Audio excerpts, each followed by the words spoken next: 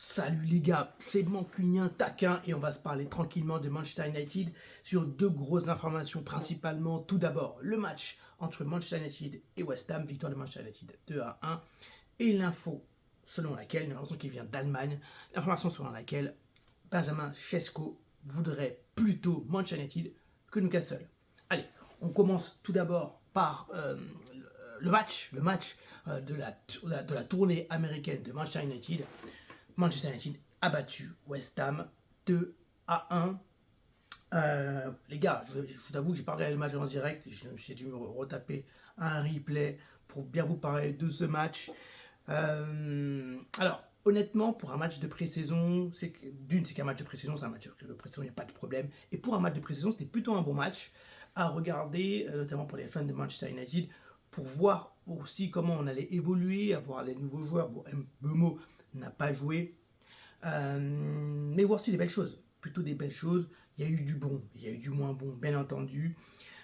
Sur la composition de l'équipe, je vois que Ruben Amorim a mis un 11 qui pourrait ressembler à une équipe entre guillemets type, avec Bayendia qui est au goal parce qu'Onana n'est pas là, en défense Even de Ligt, et il me manque quelqu'un.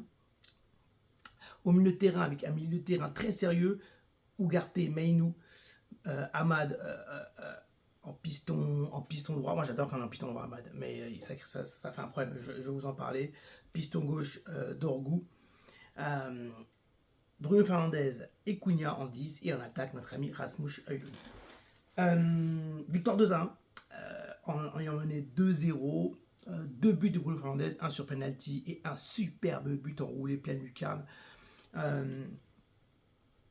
Moi, derrière, ce que je voudrais dire, c'est que ça fait du bien de gagner un match, que ce soit en pré-saison, peu importe, ça fait du bien d'avoir une bonne dynamique, de marquer des buts, enfin des buts, deux buts de Bruno Fernandes, de très beaux buts. D'ailleurs, Bruno Fernandes qui a fait un match à la Bruno Fernandes, autrement dit, il a raté beaucoup de choses. Mais c'est de lui qu'arrive l'étincelle. Mais c'est de lui qui arrive l'étincelle en étant numéro 10. Et ça peut poser une question, parce qu'on a acheté deux numéros 10, Mbeumo et Cunha, parce qu'Amorim en tout cas, veut que Bruno Fernandes joue plutôt en numéro 8. Et quand Bruno Fernandes joue en numéro 8, vous savez ce qui se passe. Il ne sait pas défendre, il est indiscipliné, il va partout, il veut être au four et au moulin. Et c'est pas forcément un joueur qui carry la balle. Ce que je veux dire, c'est pas quelqu'un qui maîtrise le tempo, qui contrôle le ballon, qui la garde avec une bonne protection de balle, qui peut la porter ou qui... Il aime faire des passes dangereuses, il aime prendre des risques, il n'est pas très discipliné défensivement, par même s'il fait beaucoup d'efforts. Donc, Bruno Fernandes, là, il faut absolument lui mettre un Ugarte. Mais quand t'es quelqu'un qui est à côté de Bruno Fernandes, c'est compliqué de défendre, parce qu'il y a toujours des trous, parce qu'il est indiscipliné, parce que c'est sa folie qui est un gros plus en réalité, mais qui est aussi un point faible chez lui, et qui met en difficulté la personne qui est à côté de lui.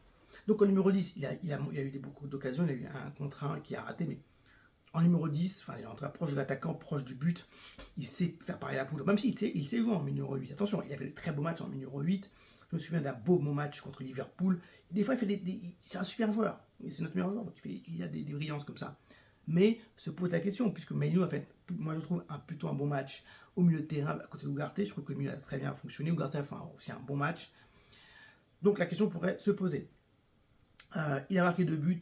On sait que Bruno Fernandes, les buts viennent de lui, l'étincelle vient de lui. Il va rater des choses, mais il va faire des trucs formidables. Ça, on n'en a aucun doute. Défensivement, on a été plutôt bon. Non, individuellement, il s'est passé des bonnes choses. De Ligt a fait un bon match, par exemple. Even, moi je trouve très bon ce petit jeune, ce défenseur. Mais là, je ne l'ai pas trouvé. Il a vu sur le but de Bowen, c'est lui qui est en difficulté, clairement. Il s'est fait manger. Il n'est pas assez collé à son attaquant.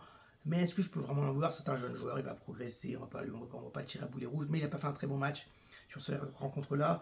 Moi, j'ai bien aimé quand même Dorgu. On sent qu'il apporte du dynamisme, de la vitesse, même si défensivement, c'est pas trop ça. Je le sens plutôt prêt. J'ai oublié, c'était Lenny Yoro, bien entendu. C'est Lenny Yoro qui était en défense, qui a fait un plutôt bon match, j'ai bien aimé. Il a même mis une belle tête offensive. Ahmad, fidèle à lui-même, j'ai trouvé bon, individuellement très bon. Je trouve qu'il a une très bonne relation avec Bruno Fernandes. J'aime bien leur relation technique. Il se cherche beaucoup, j'aime bien. Højlund a eu une belle occasion. Une belle occasion. En fait, Højlund, il a démontré qu'il était velléitaire. Il est velléitaire. Il veut faire les choses comme l'année dernière. Il y a eu des occasions, comme très peu de fois, il en a eu l'année dernière, c'est-à-dire dans la saison régulière de la Première Ligue. Mais il a raté. Il a raté. Et il faut qu'il se mette en confiance. Il faut qu'on se mette en confiance, même si c'est que des matchs de pré-saison aux États-Unis où personne n'est prêt. Ça fait du bien de marquer, ça fait du bien d'enchaîner, ça fait du bien d'avoir des actions. Donc il faut qu'il enchaîne, il faut qu'il marque des buts. Et il peut débloquer des choses. Il peut débloquer des choses parce que c'est pas si mauvais joueur que ça, même s'il est quand même en difficulté. Cunha, notre nouvelle recrue, que moi je trouve vraiment très plaisant. Dès qu'il touche la balle, on sent qu'il peut se passer quelque chose. On sent que c'est un joueur frisson, et ça fait plaisir qu'il n'y ait pas que Bruno, mais dans un autre style, Cunha, dans un autre style offensif, il peut porter le ballon, il porte le danger, il cherche toujours à percuter balle au pied, et ça fait plaisir, on sent qu'il peut porter le ballon sans la perdre bêtement, et on a très peu de joueurs de ce calibre-là, mais nous, d'une certaine manière, pareil que lui, dans le sens où il peut porter le ballon, mais il a plus ce côté nonchalant, alors que Cunha, on sent l'agressivité, la bête, le gars expérimenté.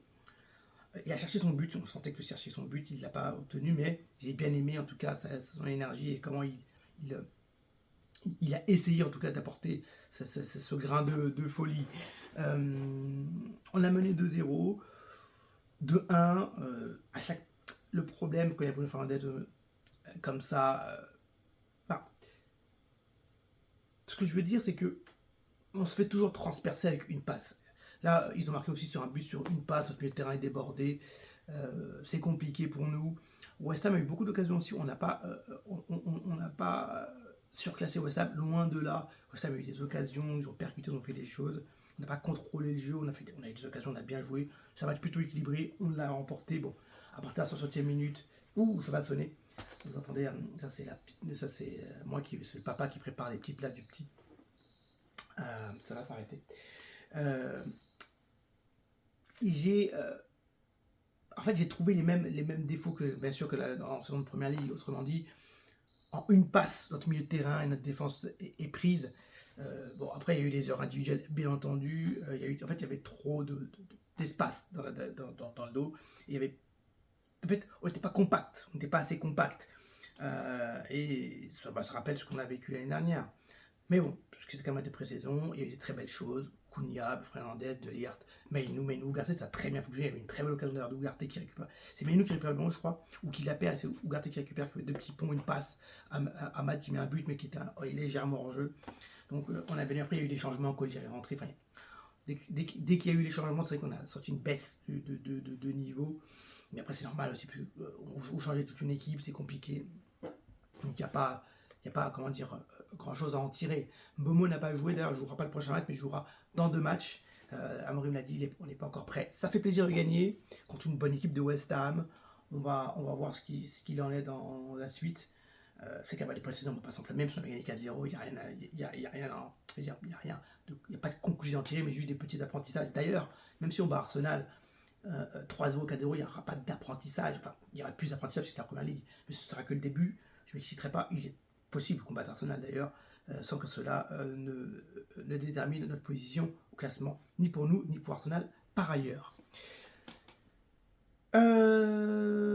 Šeško, les rumeurs de transfert sur l'attaquant. Comme vous le savez, Manchester United est à la recherche d'un attaquant. Il semblerait que Oli Watkins soit la priorité, ce que je peux entendre. D'ailleurs, très bien vu les gars en commentaire, je vois beaucoup de gens me parlent de Watkins, avec les stats de Watkins, en disant que c'est un PL proven. D'ailleurs, je le dis souvent, PL proven.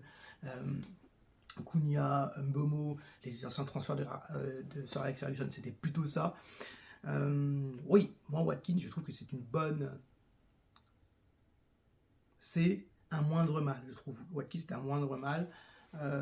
Quelqu'un qui marque des buts, qui reste sur 2 belles saisons, qui est international anglais, qui connaît la première ligue, qui connaît les joutes de la Ligue des Champions, parce qu'il joue à Aston Villa. Après, pourquoi je vais vous expliquer. Moi, Šeško n'était pas dans ma liste. Je ne dis pas Šeško, j'ai déjà vu jouer. Il m'a quand même, c'est un temps qui m'a quand même déçu. Il y a 2 ans, on parlait beaucoup de lui, l'année dernière aussi. Je l'avais trouvé bon, mais encore un peu tendre. je pense qu'il a du potentiel. Entre Watkins et Šeško, je sais pas pourquoi, ou je sais pourquoi d'ailleurs, Šeško ça me fait plus kiffer. Est-ce que c'est parce qu'il y a eu la hype autour de lui, parce que Liverpool le voulait, Arsenal le voulait, et maintenant Newcastle? Pas que, parce qu'il a un fort potentiel, il a ce côté percussion, jeunesse, vitesse, vivacité. Il a cet ensemble de choses d'un attaquant moderne, il est jeune, donc il peut encore progresser, donc c'est ça qui est intéressant. Watkins, ça ne me fait pas vibrer. Šeško, ça ne me fait pas non plus sauter au plafond, mais je trouve qu'il y a quelque chose, il y a un projet derrière Šeško. Watkins, j'ai l'impression que c'est plutôt... En fait, prendre Watkins, j'ai l'impression que ça fait de nous une équipe qui a une ambition modérée. Prendre Šeško, c'est un signal qu'on envoie. Pourquoi? Parce qu'on prend un jeune convoité qui marque des buts, qui a un fort potentiel, qui est un attaquant qui est sur le marché là de 2 meilleurs attaquants qui restent sur le marché. Watkins, bon joueur, PL, ça trouve, il est plus efficace, il a les meilleurs stats ces 2 dernières saisons, il n'y a pas de souci. Mais il va avoir 30 ans, est-ce que on peut vraiment compter sur lui quand le niveau va s'élever, quand il faudra progresser? C'est ça ma question. Mais j'entends vos arguments, et Watkins, honnêtement, s'il vient avec une équipe avec Mbomo, Cunha, Bruno Fernandes, Amad, franchement, il y a des buts qui peuvent rentrer, il y a des choses qui peuvent se passer. Watkins, c'est un vrai joueur collectif. Et il n'aura pas ce poids de l'attaquant acheté à 90 millions. Ceci dit, pour parler de la rumeur, Newcastle est sur Šeško. C'est officiel, ils veulent mettre un gros chèque sur Šeško, il n'y a pas de problème. Les 80 millions et 90 millions, ils peuvent les mettre. Newcastle a envie de taper fort. Ils n'ont pas eu Joao Pedro, ils n'ont pas eu Delap. Isaac veut partir, donc ils se disent il y a moyen de faire quelque chose, il faut faire quelque chose. D'ailleurs, si Isaac part, ils auront l'argent pour le faire. Il n'y a pas de problème. Donc, ils veulent aller sur Šeško. Le problème étant que il y a une information qui est sortie disant que Šeško a un gentleman agreement dans son contrat qui dit que pour certains clubs désignés, on ne sait pas si Manchester United est dans cette liste-là, mais il semblerait que ce soit le cas, son prix serait moindre de 10 à 15 millions d'euros. Certains des clubs comme ça qui lui sont chers à son cœur. Il semblerait que Manchester soit dans la liste, même si c'est pas officiel. Et donc, si cette clause existe, ce serait plus intéressant pour nous, même si ce serait un prix quand même assez onéreux. Mais, d'après un journaliste allemand également, Šeško privilégierait un départ vers Manchester United. Ce qui semblerait logique, puisque s'il a mis dans son contrat qu'il y a un certain club où son prix pourrait... certains clubs chers à son cœur, avec lesquels le prix serait un peu plus bas, c'est logique qu'il, si un des clubs de cette liste le désire, qu'il veuille y aller, c'est logique. Après, la question, c'est est-ce que nous, on est capable de le faire? On dit qu'on discute de ce sujet-là. On dit qu'on va peut-être y aller, parce qu'Amorim est dans les discussions. On dit que. Moi, ça ne me rassure pas, en sachant que Rashford est parti qu'en prêt, en sachant que Garnacho n'est pas parti, en sachant que Sancho n'est pas parti. Tout ça me fait dire que est-ce que c'est pas un écran de fumée pour travailler sur Watkins, ou bien que un des deux joueurs se dise on veut venir, on veut faire un peu de pression comme Gyökeres a fait à Arsenal, que le prix soit raisonnable et qu'on y aille. Pour moi, honnêtement, je sens bien la piste Watkins, même si je ne sais pas pourquoi j'ai un penchant pour Šeško. Peut-être c'est à cause de la hype, est-ce que je suis biaisé? C'est possible. Mais pour moi, avoir Šeško, ça envoie quelque chose. Ça envoie quelque chose. Après, qu'on ait Šeško ou Watkins, pour moi, on est à peu près dans mon esprit sur cette saison de 25-26, à peu près pareil. Je me dis pas, si on a Šeško, on aura 15 buts de plus. Voilà. Je compte avoir sur Cunha Mbomo pour faire le taf. Et Amad et Bruno. Donc voilà, si Šeško veut venir, tant mieux. Après, il faut voir si on a les moyens financiers, si on a envie de l'avoir. Après, on a eu Delap, Gyökeres, qui nous sont passés sous le nez, si on peut dire ainsi. Donc est-ce qu'on a l'ambition d'avoir Šeško? Est-ce que c'est une bonne option? J'avoue, parce que en vrai, j'en parlais pas au début. C'est maintenant qu'on est un peu le bec dans l'eau qu'on en parle, et puis qu'on essaye de se dire peut-être pourquoi pas. Bon, En tout cas, si on prend un attaquant dans les deux, je serais plutôt satisfait. Ça ne me ferait pas sauter au plafond. Je serais satisfait avec un petit plus pour Šeško. Allez savoir pourquoi. Je trouve qu'il fit plus. Voilà. Je trouve quelque chose en plus. Notamment la jeunesse, la capacité à percuter, la capacité à progresser. Voilà. Et j'ai l'impression qu'il peut devenir un très très grand neuf, très complet, très moderne. Si ça s'est avéré, si le journaliste allemand dit vrai, si Šeško veut venir, si le prix aussi est un peu moindre, est-ce qu'on peut battre Newcastle Newcastle sur le poteau? Est-ce qu'on a les fonds pour le faire? Telle est la question. Et s'il vient, qu'en est-il de Rasmus Højlund et de Zirkzee, qui n'a toujours pas joué, d'ailleurs Zirkzee, à voir. Dites-moi ce que vous en pensez. En tout cas, ça fait plaisir cette petite victoire contre West Ham, même si c'est qu'un match de pré-saison. Prochain match, je crois que c'est dans 2-3 jours. Peut-être que contre Philadelphie, je crois un truc comme ça. Après, c'est Everton, je crois. Ou New Jersey, le prochain match. Bientôt le match contre Arsenal, finalement, dans 2-3 semaines. Ça arrive très très vite. Hâte de voir comment ça se décante dans les transferts. On va voir cette histoire de Šeško, Watkins, l'attaquant. Pour l'instant, on parle que de ça. Au niveau des gardiens, on a vu que Lucas Chevalier va signer au PSG. Quid de Donnarumma. Bon, j'avoue que Donnarumma, ça me passe sauter au plafond non plus. Enfin, t'as très grand gardien, je serais très content s'il vient. Attention. Mais c'est pas pour moi une priorité de me dire, ouais, il va avoir Donnarumma. C'est pas le truc, voilà. Je serais plus sur Emiliano Martinez, par exemple, dans ce style-là. Voilà les gars, dites-moi ce que vous en pensez de tout ça. La victoire de Manchester United contre West Ham, la composition d'équipe, Beaumont en numéro 10, Verlander en numéro 10 en numéro 8, Mainoo,